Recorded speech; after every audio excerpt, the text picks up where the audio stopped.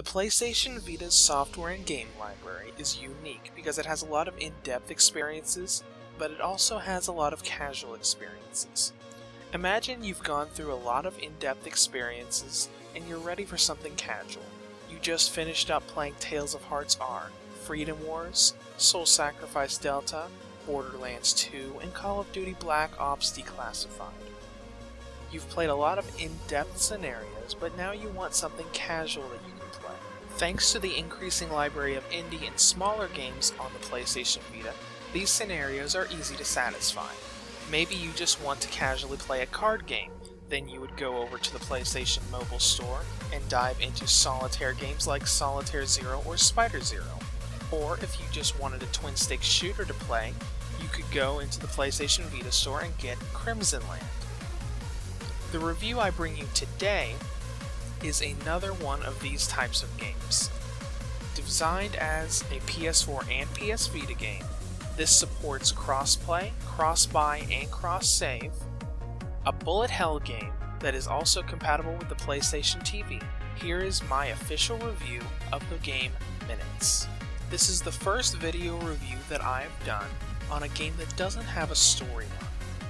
The story section of the text-based review on my site is going to be blank, and so is this section. We don't have a story to tell you because there is no plot or story associated with the game. Minutes is considered by the PlayStation blog and the developer as a bullet hell game. It is sort of like a bullet hell game, but it does have its differences. In Minutes, you are controlling a sphere through a 2D environment while you are trying to collect objects of various colors while avoiding objects of black colors. In order to do this, you are going to be navigating your sphere around a stage with the analog stick, as well as using the L and R buttons to increase or decrease the size of the sphere according to specific scenarios. For example, if you see a lot of lines coming your way and you don't have very much room to move, you might have to lower the size of your sphere to the smallest size in order to navigate without getting hit very much. You will also be able to use various power-ups in the game, but you can only choose one power-up per stage. The point of each stage and your end goal is to collect as many points as possible to be able to do achievements.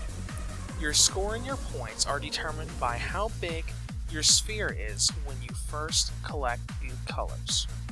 For example, if you go through a specific line of a color at the smallest size, you might get 1,000 points for it. But if you go through the largest size, you get a bigger score multiplier and you might get 10,000 points for it. The object of the game is that once you unlock all the different sizes, you need to get as many colors at the largest size as you possibly can. Finishing each stage will result in your points being tallied up, as well as other elements like not being able to be hit or uncovering the secret Minuteman enemies hidden in each stage. These will amount to various accomplishments which are in the form of stars. The first 3 stars are for your points. Getting a certain score will get you stars, and earning stars will unlock further stages in the game. All in all, you only really need to get the first point-based star in each stage to unlock the next level.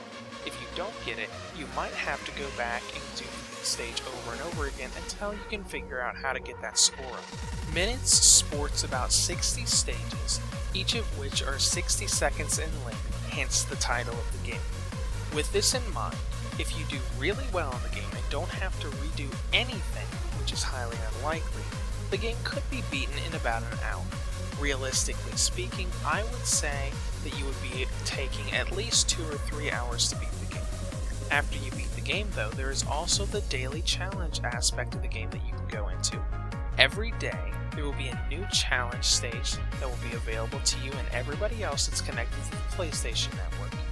You will be able to only challenge this once, and once you're finished with the stage, whether you survive or not, your score is tallied in a global system to show how you fared compared to other players. All in all though, the game could probably be beaten in 2 or 3 hours, maybe more if you have a hard time getting used to the system, and definitely a lot more if you want to go back for 100% completion for every star of every stage. As far as the presentation is concerned, everything about Minutes is pretty good. The visuals of the game look crisp and clear. There aren't any jagged edges to be seen or any slowdown to be had. This is the same if you're playing on the PlayStation TV. Everything looks colorful, especially the backgrounds, even when you're playing on a big screen. The way the game plays is also really well done. There isn't any lag, there isn't any slowdown, and the load times are nearly non-existent once you get the game loaded. Once you're in the menu and click the X button to go into a stage, less than a second later you'll already be in the stage. The game was optimized for the Vita very well. Minutes is a fun and casual bullet hell game for your PS Vita or PlayStation TV. On the downside, the game can be beaten in just a couple hours, but otherwise this is a great and fun game for pick-up and play sessions or just casual play in general. PlayStation Vita Reviews rates Minutes a 9 out of 10.